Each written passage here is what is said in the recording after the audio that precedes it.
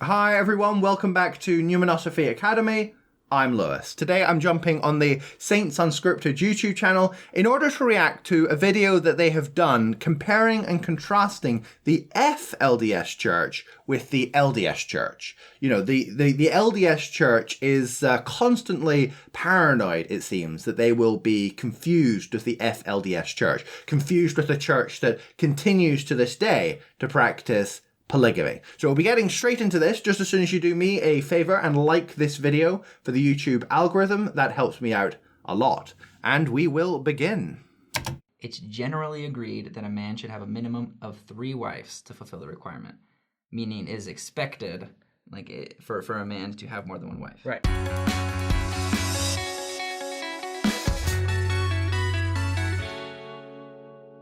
Once upon a time, I was in middle school with one of my good friends. We're both members of the church. Okay. And I'm like, yeah, I can't wait to get married and have kids. And he's like, yeah, well, I'm gonna have 5 kids. I'm gonna have 7. And we're just kidding, right? Right. I don't even know. We're kids. 25 kids. And then I'm like 25, and he's like, I'm gonna have 900 kids. It's over 9,000! What, 9,000? And we're laughing. Yeah, so this kind of plays into the cultural trope that, you know, Mormons have big families. And, you know, the reason that's a cultural trope is because Mormons do have big families. All right, and then this kid down the row looks at us and goes, "What are you, Mormon?" And then we stop and we're like, "Yes." Actually. But not what yeah, exactly. And it was so funny, but then afterwards we were like, "But we don't, we don't have that many kids because that's the assumption instantly went to, you have lots of wives, therefore you have lots of kids. Right. That's what today's episode is about, is that we do not have lots of wives. And if you have lots of kids because you adopted, or awesome. your wife is just a powerhouse. Mitochondria is the powerhouse of the cell. I don't even know. My brother has 8 kids, and That's still insane. it's still insane. I'm like not. Yeah, my brother has 8 kids. So yeah, it is still very common for Mormons to have big families. Perhaps it's becoming less common. I can imagine that probably with the previous generation, with the boomers, having those larger families was probably more normal. And as we move into the generation of the millennials, my generation, my guess would be the desire to have those big Mormon families is decreasing. And, you know, the narratives of the church, the apologetics of the church needs to kind of adapt and evolve slightly to keep up with that evolving cultural trend. I don't. Yeah, my mom is recommend. the oldest of 9 kids, and that's crazy to me. Sorry, that totally got derailed. Anyways. What we're trying to talk about is how a lot of people, when they think of members of the Church of Jesus Christ of Latter-day Saints, and they think of the word Mormons, they think of polygamy. Right. They think of like the women with their hair done up in the buns and like and the long dresses all the way down to the ankles, sleeves, and it's not to say that. there could be a member of the church who dresses like that, Right. because they think Maybe that's just their style. fun. That's their fashion. Whatever. I don't recommend, but like, and then there actually is a church, a splinter group that they a long time ago left the Church of Jesus Christ of Latter-day Saints and created the fundamental, right? Yes. Fundamentalist. Fundamentalist Latter-day Saints.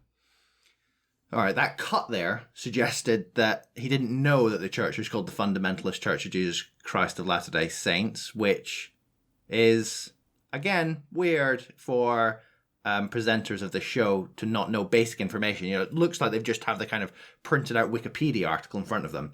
But anyway, yeah, they broke away after the 3rd prophet. So we had Joseph Smith, then Brigham Young, then John Taylor, and, you know, all 3 of which, of course, practiced polygamy.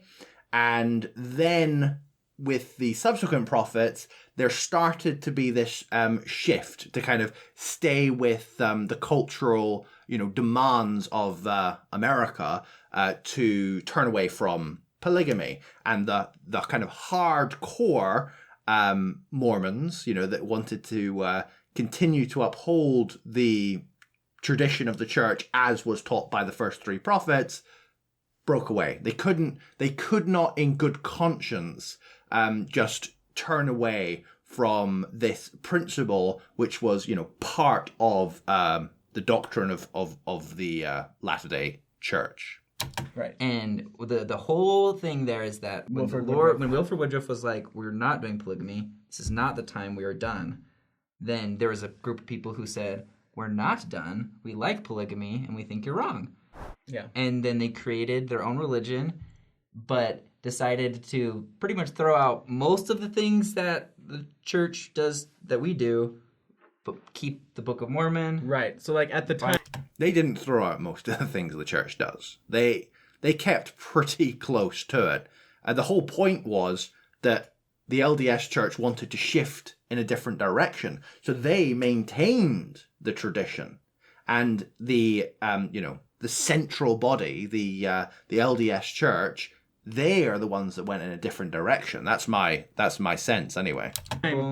like they considered Joseph Smith, Brigham Young, and John Taylor to be prophets, real and prophets, then yeah. Wilford Woodruff was a fallen prophet, and Right. everyone else after that was a fallen prophet. Disclaimer, real quick, is that we don't we've researched, but there's just not the church in and of itself, and there are a lot of splinter groups off of that church. Yeah. No one's out there saying, here's the website, here's all the information, here's the facts. That is true. You cannot go to, fundamentalist Church of Jesus Christ of Latter-day Saints.org and, join up and become a member. They're much more kind of disparate and, geographical in that way. They're not out proselytizing, like the Mormon churches. Right. So we don't want you to take anything we're saying and be like, well, that's how it the is. only truth. The one thing we can verify is the records we have. Right. And if any of you know someone who actually is a member of the FLDS church, or if you are a member of the FLDS church and you'd be willing to come on and share a little bit more, or just email us and just, correct us on anything that we get. That is complete bollocks. There's no way that if there was a faithful member of the fundamentalist Church of Jesus Christ of Latter-day Saints, and they were like, yes, we would like to appear on Saints Unscripted and argue that we are the true church. There's no way that Saints Unscripted would go along with that idea. That is a ridiculous notion. The LDS Church does not want to legitimize any of the other Latter-day Saint movements. There's just no way they would agree to that. Point me to the interview in which they're sitting down with someone from the Community of Christ, for example. I'm sure there are members of the Community of Christ that would willingly come on Saints Unscripted and talk to them about doctrine. There's no way they would do that. So this is a disingenuous offer. That we get wrong. We'd love to have you on. That would love be that. super awesome. But anyways, and to give you like a timeline, so this started around 1904 is when the second manifesto came. Joseph F. Smith made the second manifesto where some of the members of the LDS Church were excommunicated for participating in polygamy. Mm-hmm. And that was kind of the beginning of people who wanted to do polygamy, even though it wasn't authorized by God, and they started. Of course, there's the whole kind of blurring that this is giving a very kind of cleaned up version of the history. The truth is that in pockets, polygamy did continue to be practiced within the LDS Church, and so this idea that the LDS Church just was like, this is now the position of the church, and everyone was like, okay, and started following along. That is not how that transpired. But they still believed that it was, and that's the thing. And that was like the big separation. And so what are some things we do know about the FLDS Church? Right. And so like the major differences. I think the differences between our church and their church are the things that we can easily identify. Right. Number one, it's generally agreed that a man should have a minimum of 3 wives to fulfill the requirement.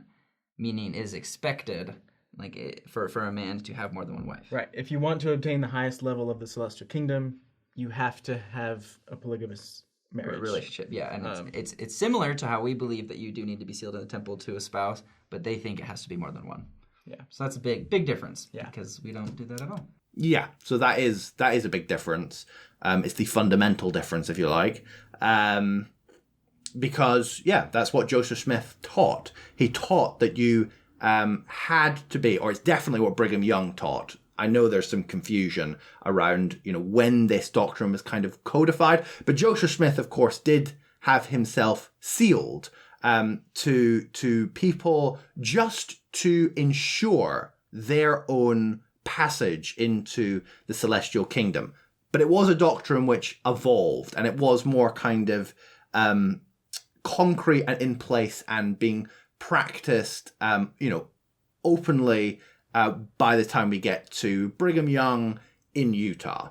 And then certainly with John Taylor as well. I mean, John Taylor in the for the most of his time as President Prophet, actually, found himself in exile because he, refused to kowtow to the United States government and reject the doctrine of polygamy.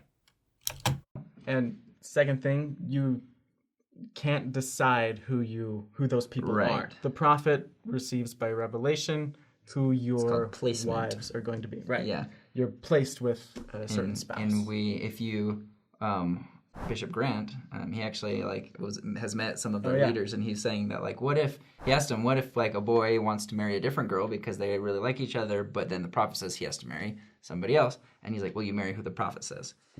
So it's super different. That'd be very difficult. That'd be difficult for me, but some cultures are really into arranged marriages. So yeah, and a lot of people make it work. A lot of people make arranged marriages work. But we don't do that, thankfully. I'd rather not. If the bishop, if you're a member of the LDS Church and a bishop comes to you and says you need to marry that woman, just slap him.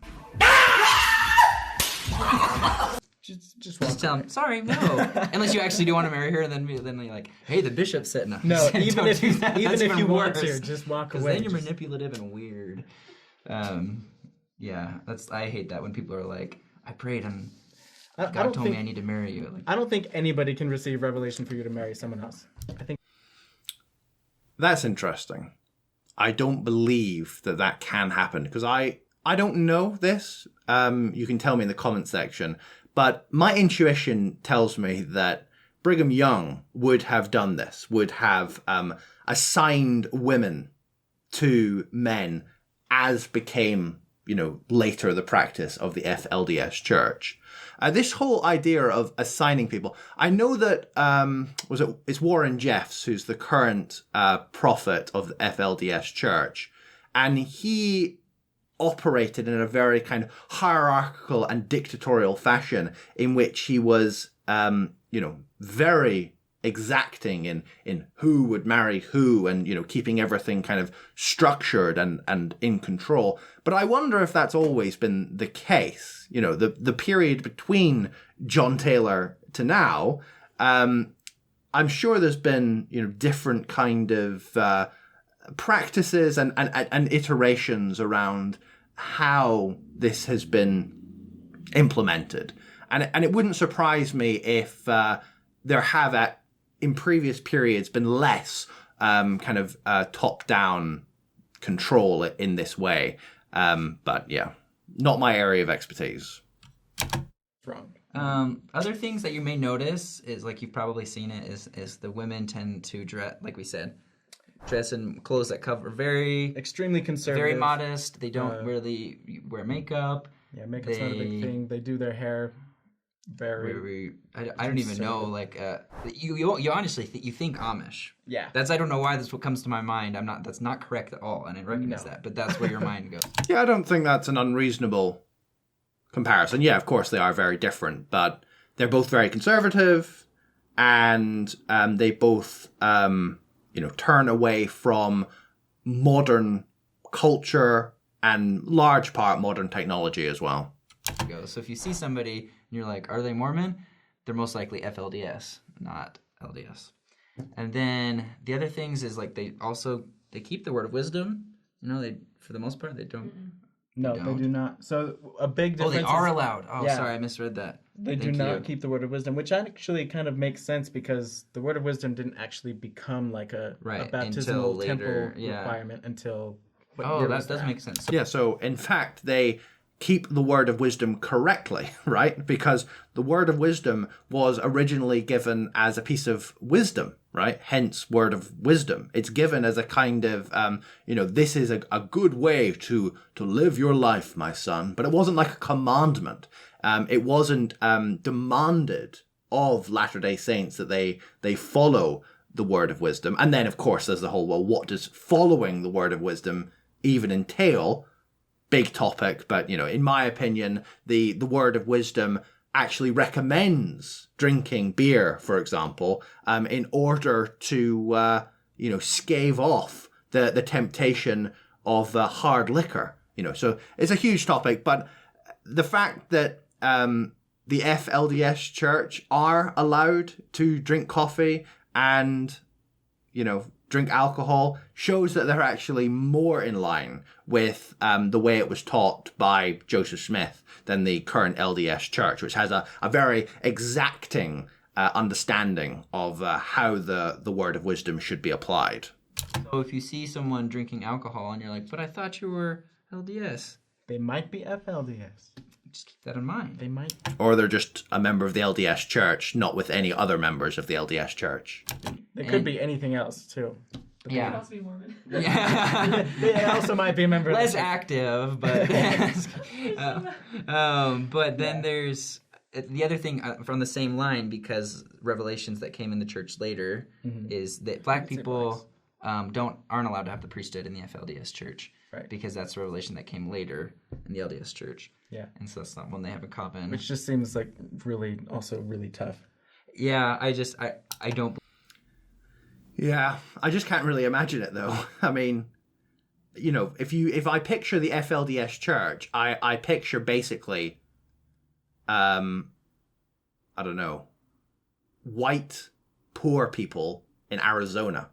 So it's not the kind of setting that you can imagine a black person kind of fitting in quite so readily. And yeah, as they say, the move to allow black people into the LDS church came later. It was a later doctrine, again, to make the LDS church more in line with American culture. So, again, this is just another example of the FLDS church remaining true to the teachings of the first three prophets, whereas the LDS church were trying to shape themselves to be more in line with the changing zeitgeist within the United States. I don't believe that there are very many black members of the FLDS church. I've never seen... Yeah, and apparently there's no way to figure it out if there are, because they don't keep... Right, that's the thing. Like, we have a rough estimate that there's probably about 10,000 members. Yeah, but we don't actually know for sure, because they don't actually know for sure. At least not that they let us know. There's no public record. If I understand correctly, because of the number of splinter groups and the number of, like, different leaders and prophets and beliefs, it's just different. Because, like, our church is so well documented. Mm-hmm. Like, the Church of Jesus Christ of Latter-day Saints is like we were like the Romans. We record everything on drugs. Yeah, we're like you got a census. We'll give you the census times 10. So like, every year there's a census in the church. Exactly. Every time you talk to the bishop, he's like, okay, do you still live where you live? That's a myth, by the way. The idea that the Roman Empire conducted a complete census of all its citizens in the entire empire, which is of course taken from the New Testament because there's a reference to that. There's no way that ever happened. Just a little bit of biblical insight there. Where you live, what's your number, and like it's just it's kind of creepy when you think about it, but you know what? Like, it's helpful. in the end, at the it's end not of the day, creepy. It's helpful. And it's just organized. Yeah, and it's God's kingdom. When you think of God and His kingdom, I think of somebody who knows what's going on. Mm-hmm. Who's got organized. all the information. So, structure. Which is a lot of people don't think about that. They think of heaven and they're just like daisies and roses. And I'm like, but how do you know how many daisies and roses there are? Someone's got to count. Like everyone needs the same amount, an equal amount of daisies and roses. God's just not going to just be like, let's just see what the roses do. He's going to know how many there are. And how does he know? Because he had somebody count them for him. That little admission that he sees heaven as this communist utopia. That's what I believe. I like where this conversation I think that's where it's really super derailed. So That's just we just want to put that differentiation. This is like the main differentiation. What? Typically, just imagine that they're like us, but way more conservative than us in a lot of ways. Right. Yeah, and bottom line is we don't support polygamous relationships. No. But if you are a member or you know somebody, like, we would love to learn more. We'd love to hear. And again, there's that slight caveat you have to make there. They're always saying, you know, we don't practice polygamy, and of course they don't, right? There's no member today, a male member of the LDS Church with multiple wives in this life, right? But they do believe in the whole. You get married to another woman, you're sealed to that woman, she dies, you marry again to another woman, you get sealed to her. You are then de facto a polygamist, just in heaven. In the celestial kingdom, you will have multiple wives. You guys know, because being more understanding is how you can be more compassionate and more Christ-like. Right. Yeah. And we treat everyone with respect. We love all of God's children, or maybe we're trying to. That's like the goal. That's the goal. If we got anything wrong, please feel free to comment and correct us down below. Okay, well, there you go, everyone. Thanks for watching. Thanks in particular, as always, to my Patreon supporters, whose support is very much appreciated. Thanks for tuning in. Please do like this video. Subscribe if you haven't done so already. I'll have a lot more content coming out on the Church of Jesus Christ of Latter-day Saints. Thanks again, and I will see you in the next one.